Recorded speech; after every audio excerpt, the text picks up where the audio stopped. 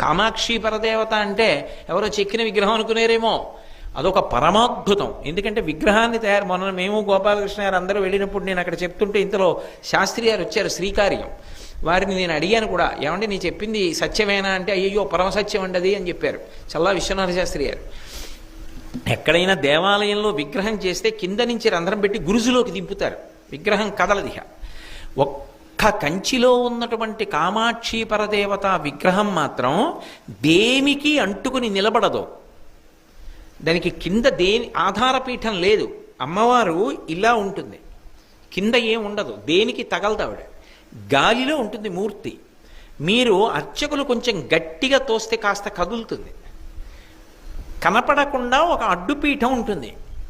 అది ఒకప్పుడు ఏమైందంటే ఆలయానికి కుంభాభిషేకం చేస్తున్నప్పుడు ఇప్పుడు ఉన్న కంచికామకోటి పీఠాధిపతులు జయేంద్ర సరస్వతి మహాస్వామి వారు ఆ